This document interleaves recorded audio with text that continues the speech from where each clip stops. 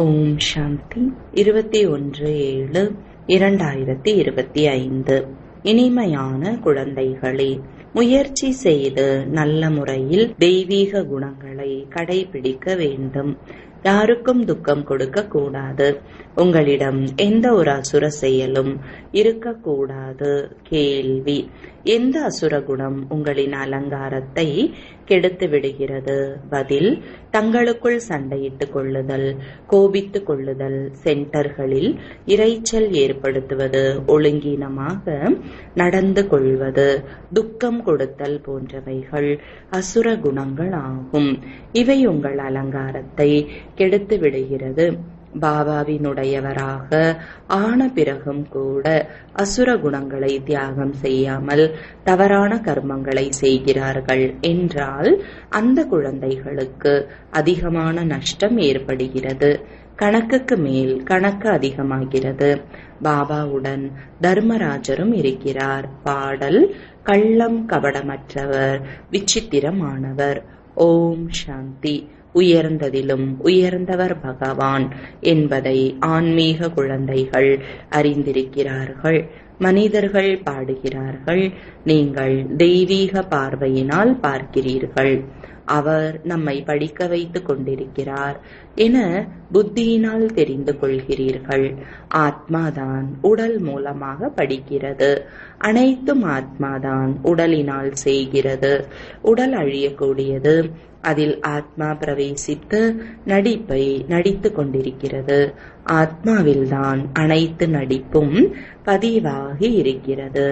84 பிறவிகளினுடையதும் ஆத்மாவில்தான் பதிந்திருக்கிறது. முதலில் தன்னை ஆத்மா என புரிந்து கொள்ள வேண்டும். பாபா சர்வசக்திவான். அவரிடமிருந்து குழந்தைகளாகிய உங்களுக்கு சக்தி கிடைக்கிறது. நினைவினால்தான் அதிகமான சக்தி கிடைக்கிறது. இதனால் நீங்கள் தூய்மையாக ஆகிறீர்கள். பாபா உங்களுக்கு உலகத்தை ஆட்சி செய்யக்கூடிய சக்தியை கொடுக்கிறார். இந்த அளவிற்கு மகான் சக்தியை கொடுக்கிறார். அந்த அறிவியல் கர்வமுடையவர்கள் அழிவிற்காக அனைத்தையும் செய்கிறார்கள். அவர்களுடைய புத்தி முழுவதும் அழிவிற்கானது. உங்களுடைய புத்தி அழிவற்ற பதவியை அடைவதற்கானது. உங்களுக்கு அதிகமான சக்தி கிடைக்கிறது. இதன் மூலம் நீங்கள் உலக ராஜ்யத்தை அடைகிறீர்கள். அங்கே பிரஜைகளை ராஜ்யம் செய்யவில்லை. அங்கே ராஜா ராணிகளின் ராஜ்யம். உயர்ந்ததிலும் உயர்ந்தவர் பகவான். அவரை நினைவு செய்கிறார்கள். லக்ஷ்மி நாராயணருடைய ஆலயத்தை கட்டி பூஜிக்கிறார்கள். இருப்பினும் உயர்ந்ததிலும் உயர்ந்தவர் பகவான் என பாடப்பட்டு இருக்கிறது. இந்த லக்ஷ்மி நாராயணன் உலகத்திற்கே அதிபதியாக இருந்தனர் என புரிந்து கொள்கிறீர்கள். உயர்ந்ததிலும் உயர்ந்த உலகத்தின் ராஜ்ய பதவி எல்லையற்ற தந்தையிடமிருந்து கிடைக்கிறது. உங்களுக்கு எவ்வளவு உயர்ந்த பதவி கிடைக்கிறது. எனவே குழந்தைகளுக்கு எவ்வளவு மகிழ்ச்சி இருக்க வேண்டும். ஒருவரிடமிருந்து ஏதாவது கிடைக்கிறது என்றால் அவரை நினைக்கிறார்கள் அல்லவா? கண்ணியருக்கு கணவரிடம் எவ்வளவு அன்பு இருக்கிறது. கணவருக்காக தன் உயிரையே கொடுக்கிறார்கள். கணவர் இறந்துவிட்டால் தன் அழகை அழித்துக் கொள்கிறார்கள். இவரோ கணவருக்கெல்லாம் கணவர். நீங்கள் உயர்ந்த பதவியை அடைய வேண்டும் என்பதற்காக உங்களை எவ்வளவு அலங்காரம் செய்து கொண்டிருக்கிறார். எனவே குழந்தைகளாகிய உங்களுக்கு எவ்வளவு பெருமிதம் இருக்க வேண்டும். நீங்கள் இங்கே தெய்வீக குணங்களை கடைபிடிக்க வேண்டும். இதுவரையிலும் கூட பலரிடம் சண்டையிட்டுக் கொள்ளுதல், கோபித்துக் கொண்டுதல், சென்டர்களில் அதிகமான இரைச்சல் மற்றும் ஒழுங்கற்று நடத்தல் போன்ற அசுர அவகுணங்கள் இருக்கிறது. அநேக குற்றச்சாட்டுகள் வருகிறது என்பது பாபாவிற்கு தெரியும். காமம் மிக பெரிய எதிரி என்றால் கோபம் ஒன்றும் குறைந்தது கிடையாது. இன்னார் மீது அன்பு, என் மீது ஏன் இல்லை? அந்த விஷயத்தை இவரிடம் கேட்டார், என்னிடம் ஏன் கேட்கவில்லை? இவ்வாறு பேசக்கூடிய சந்தேக புத்தியுடையவர்கள் பலர் இருக்கிறார்கள். ராஜ்யம் உருவாகி கொண்டு இருக்கிறது அல்லவா? இப்படிப்பட்டவர்கள் என்ன பதவி அடைவார்கள்? பதவியில் வித்தியாசம் இருக்கிறது அல்லவா? பணியாளர்கள் கூட நல்ல நல்ல கட்டிடங்களில் வசிக்கிறார்கள் பாருங்கள். ஒரு சிலர் எங்கோ இருக்கிறார்கள். ஒவ்வொருவரும் தனக்காக முயற்சி செய்து தெய்வீக குணங்களை நன்கு கடைபிடிக்க வேண்டும். தேக உணர்வில் வருவதால் தான் அசுர செயல்கள் நடக்கிறது.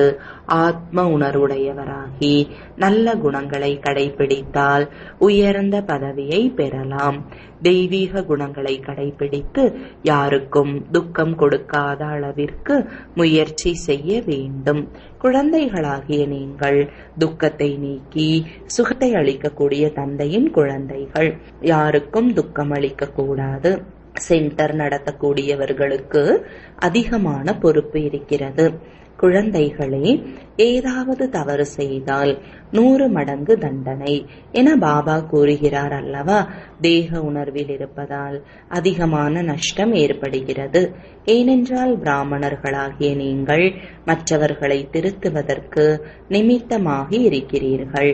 ஒருவேளை நீங்கள் திருந்தவில்லை என்றால் மற்றவர்களை எப்படி திருத்துவீர்கள்? அதிகமான நஷ்டம் ஏற்படுகிறது. பாண்டவ அரசாங்கம் அல்லவா? உயர்ந்ததிலும் உயர்ந்த தந்தை இருக்கிறார். அவருடன் தர்மராஜரும் கூடவே இருக்கிறார். தர்மராஜர் மூலமாக மிகவும் அதிகமான தண்டனையை அடைகிறார்கள். இது போன்ற கர்மங்களை செய்துவிட்டால் அதிகமான நஷ்டம் ஏற்படுகிறது. கணக்குக்கு மேல் கணக்கு அதிகரிக்கிறது.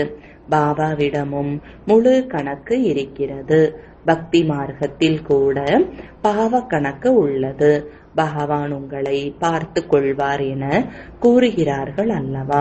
தர்மராஜ் மிகவும் கணக்கெடுப்பார் என இங்கே பாபாவே கூறுகிறார். பிறகு அந்த சமயம் என்ன செய்ய முடியும்? நாம் இதை செய்தோம் என காட்சி கிடைக்கும். அங்கேயோ சிறிது அடிதான் கிடைக்கும். இங்கேயோ அதிகமான அடி வாங்க வேண்டி இருக்கிறது. குழந்தைகளாகிய நீங்கள் சத்தியுகத்தில் கர்ப்ப சிறையில் வர வேண்டியது இல்லை. அங்கேயோ கர்ப்ப மாளிகை இருக்கிறது. யாரும் எந்த பாவமும் செய்யவில்லை. எனவே இப்படிப்பட்ட ராஜ்ய பாக்கியத்தை அடைய குழந்தைகள் மிகவும் எச்சரிக்கையோடு இருக்க வேண்டும்.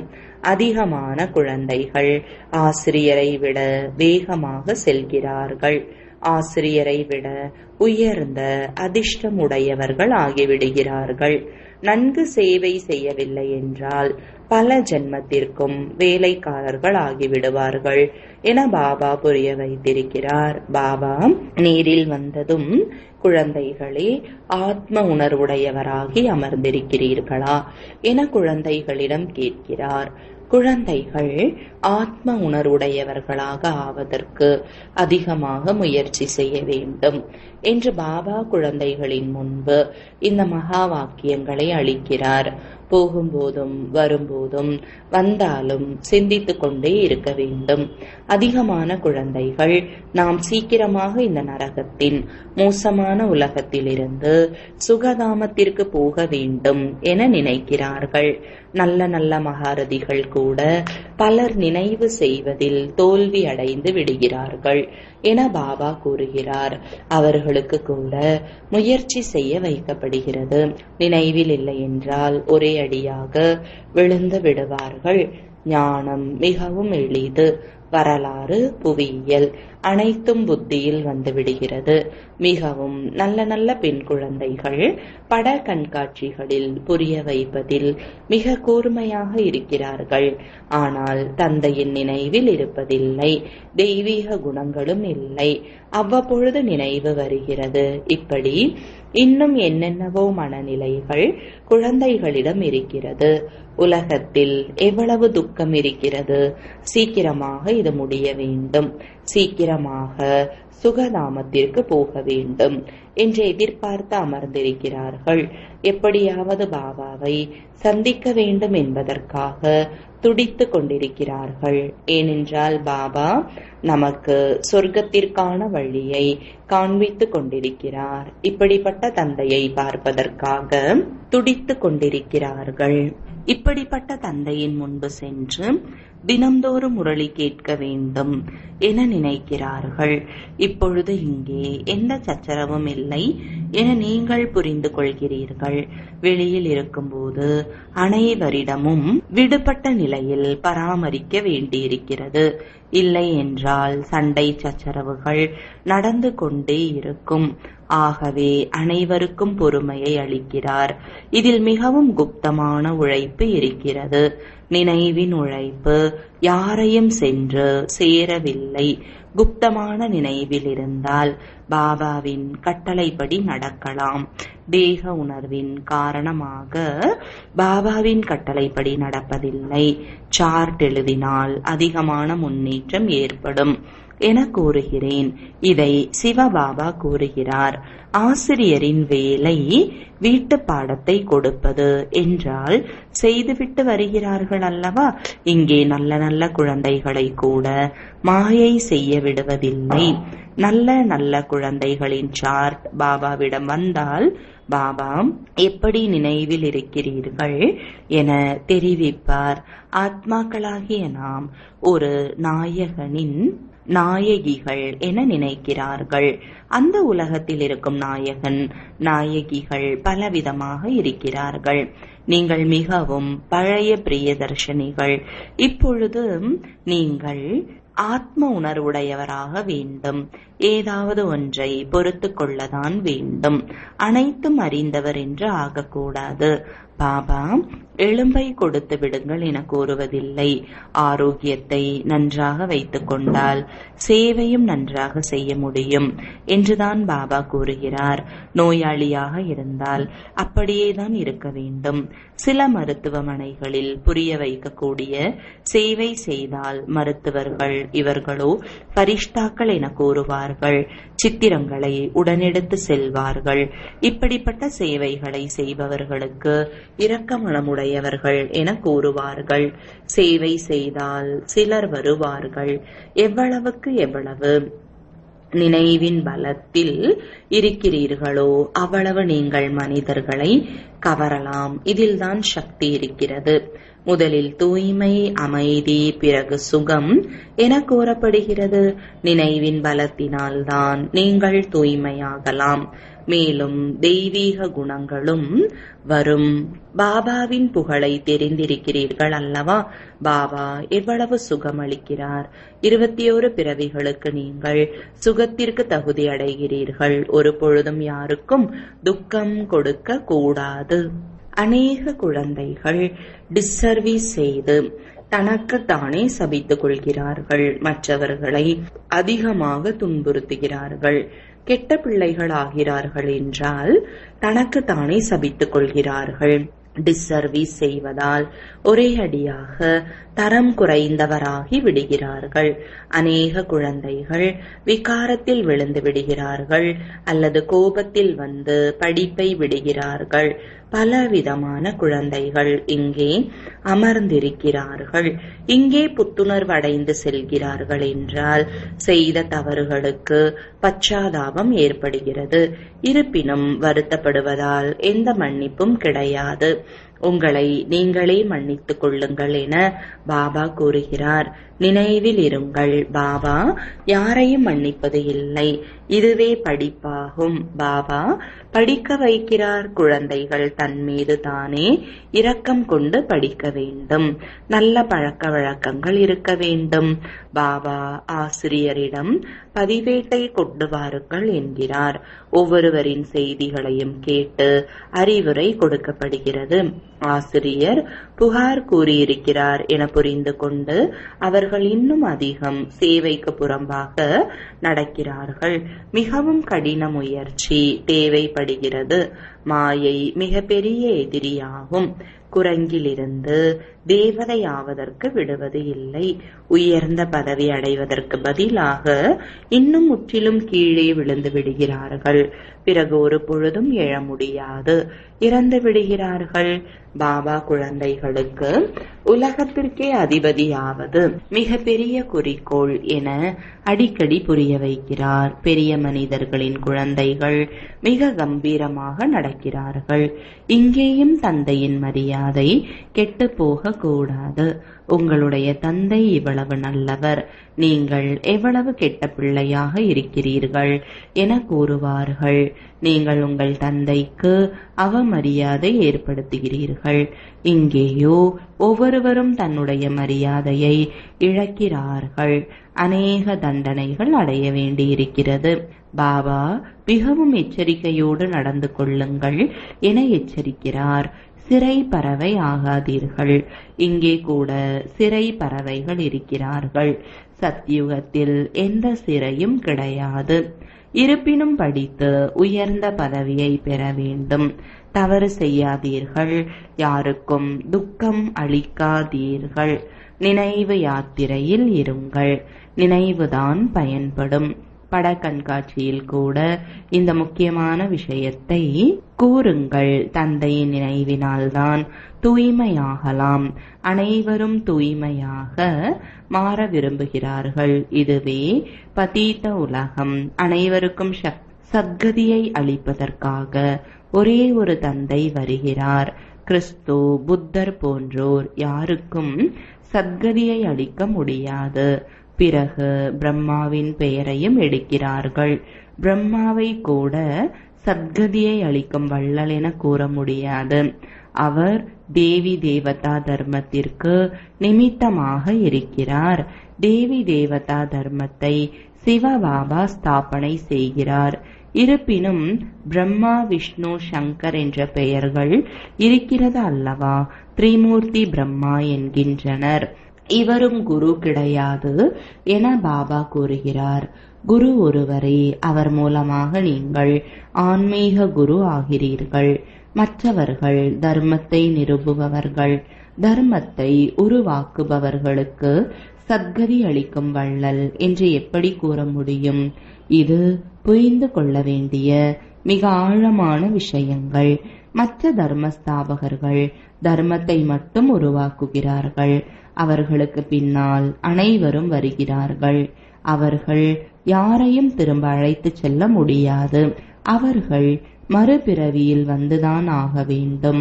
அனைவருக்கும் இதை புரிய வைக்க வேண்டும். ஒரு குரு கூட சத்கதியை அளிக்க முடியாது. குரு பதீத பாவனர் ஒருவர்தான்.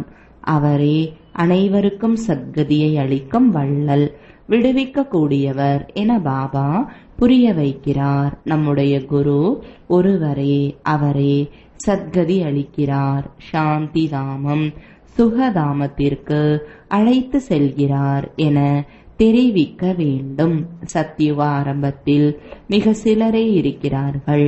அங்கே யாருடைய ராஜ்யம் இருந்தது? படங்களை காண்பிக்கலாம் அல்லவா? பாரதவாசிகள்தான் ஏற்றுக்கொள்வார்கள். தேவதைகளின் பூஜாரிகள் உண்மையில் இவர்கள் சொர்க்கத்திற்கு அதிபதியாக இருந்தனர் என்பதை உடனே ஏற்றுக்கொள்வார்கள். சொர்க்கத்தில் இவர்களின் ராஜ்யம் இருந்தது. மற்ற மக்கள் அனைவரும் எங்கிருந்து வந்தனர்? நிச்சயமாக நிராகார உலகத்தில் இருந்தனர் என கூறுவார்கள். இதை கூட இப்போது நீங்கள் புரிந்து கொள்கிறீர்கள். முன்பு ஒன்றும் தெரியவில்லை. இப்போது உங்களுடைய புத்தியில் சக்கரம் சுழன்று கொண்டிருக்கிறது. உண்மையில் 5000 வருடங்களுக்கு முன்பு பாரதத்தில் இவர்களின் ராஜ்யம் இருந்தது. ஞானத்தின் பலன் முடிவடைந்தது. பக்தி மார்க்கம் ஆரம்பமாகிறது. பிறகு பழைய உலகத்தின் மீது வைராகியம் வேண்டும். அவ்வளவுதான். இப்பொழுது நாம் புதிய உலகத்திற்கு போவோம். பழைய உலகத்திலிருந்து மனம் விலகி விடுகிறது. அங்கே கணவர், குழந்தை போன்ற அனைவரும் புதிய உலக தகுதிப்படி கிடைப்பார்கள். எல்லையற்ற தந்தை நம்மை உலகிற்கு அதிபதியாக ஆக்குகிறார். உலகிற்கே அதிபதியாக கூடிய குழந்தைகளின் எண்ணங்கள் மிகவும் உயர்ந்ததாகவும் நடத்தை மிக ராயலாக இருக்கும். சாப்பாடு கூட மிகவும் குறைவாக உட்கொள்வார்கள். அதிகமான பேராசை இருக்கக்கூடாது. நினைவில் இருக்கக்கூடியவர்களின் உணவு கூட சூட்சுமமாக இருக்கும். அதிகமானவர்களுக்கு சாப்பிடுவதில் புத்தி போகிறது. குழந்தைகளாகிய உங்களுக்கு உலகத்திற்கே அதிபதியாகிறோம் என்ற மகிழ்ச்சி இருக்கிறது. மகிழ்ச்சியை போன்ற சத்துணவு இல்லை என கூறப்படுகிறது. எப்போதும் இது போன்ற மகிழ்ச்சியில் இருந்தால் உணவு போன்றவைகள் கூட மிகவும் குறைந்துவிடும். அதிகமாக சாப்பிடும்போது எடை அதிகமாகிவிடும். பிறகு தூக்கம் வந்து கொண்டே இருக்கிறது. பிறகு பாபா தூக்கம் வருகிறது என்கிறார்கள். எப்பொழுதும் உணவு ஒரே அளவு இருக்க வேண்டும். நல்ல உணவாக இருந்தால் அதிகமாக சாப்பிடக்கூடாது. நல்லது, இனிமையிலும் இனிமையான காணாமல் போய் கண்டெடுக்கப்பட்ட செல்லமான குழந்தைகளுக்கு தாயும் தந்தையுமாகிய பாப்தாதாவின் அன்பு நினைவுகள் மற்றும் காலை வணக்கங்கள். ஆன்மீக குழந்தைகளுக்கு ஆன்மீக தந்தையின் வணக்கங்கள். ஆன்மீக தந்தைக்கு ஆன்மீக குழந்தைகளின் அன்பு நினைவுகளும் வணக்கங்களும். தாரணைக்கான முக்கிய சாரம். முதலாவது, நாம் துக்கத்தை நீக்கி சுகமளிக்கும் தந்தையின் குழந்தைகள். நாம் யாருக்கும் துக்கம் கொடுக்க கூடாது. சேவையில் நியமத்திற்கு புறம்பாக நடந்து தன்னை சபித்துக் கொள்ள கூடாது. இரண்டாவது, தன்னுடைய எண்ணங்களை மிகவும் உயர்ந்ததாகவும் ராயலாகவும் வைத்துக் கொள்ள வேண்டும். இரக்க மனமுடையவராகி சேவையில் ஈடுபட வேண்டும். சாப்பிடுதல், அருந்துதல் போன்றவைகளில் பேராசையை விட்டுவிட வேண்டும். வரதானம், நேர்மையுடன் தன்னை தந்தைக்கு முன்பாக வெளிப்படுத்தி முன்னேறும் கலையின் அனுபவி ஆகுக. விளக்கம், நான் எப்படி இருக்கிறேன், எதுவாக இருக்கிறேன் என்பதை அப்படியே தந்தைக்கு முன்பாக வெளிப்படுத்த வேண்டும். இதுவே அனைத்திலும் உயர்ந்த முன்னேறும் கலைக்கான சாதனமாகும். நேர்மையுடன் தன்னை தந்தைக்கு முன்பாக வெளிப்படுத்துவதுதான் முயற்சிக்கான வழியை தேர்வு செய்வதாகும். சில சமயங்களில் புத்திசாலித்தனமாக தன் மன வழி மற்றும் பிறர் வழியின் திட்டங்களுடன் பாபாவிடமும் நிமித்த ஆத்மாக்கள் முன்பாகவும் தன் விஷயத்தை வைக்கிறார்கள். இது நேர்மை அல்ல என்பது தந்தை எப்படி தன்னை பற்றி உள்ளது உள்ளபடியே குழந்தைகளுக்கு முன்பாக வெளிப்படையாக வைக்கிறார்களோ அவ்வாறே குழந்தைகளும் தந்தைக்கு முன்பாக வெளிப்படையாக இருக்க வேண்டும். ஸ்லோகன், எப்பொழுதும் தியாகம் செய்தேன் என்ற எண்ணத்தையும் தியாகம் செய்த நிலையில் இருப்பவரே உண்மையான தபஸ்வி ஆவார். அவ்யக்த இஷாரா, எண்ணங்களின் சக்தியை சேமியுங்கள். உயர்ந்த சேவைக்கு நிமித்தமாக ஆகுங்கள். விளக்கம், நிகழ்காலம் என்பது எதிர்காலத்தை காண்பிக்கும் நிலை கண்ணாடி. நிகழ்கால நிலை எனும் நிலை கண்ணாடி மூலம் தனது எதிர்காலத்தை தெளிவாக காண முடியும். நாளைய ராஜ்ய அதிகாரி ஆவதற்காக நிகழ்காலத்தில் என்னிடம் ஆளுமை சக்தி எவ்வளவு தூரம் உள்ளது என்பதை சோதனை செய்யுங்கள். முதலில் சூட்சும சக்திகள் முக்கிய சேவகர்களான எண்ணங்களின் மீது புத்தியின் மீது அதிகாரம் செலுத்தும் பொழுதே தனது எதிர்காலத்தை பிரகாசமடைய செய்வீர்கள். ஓம் சாந்தி.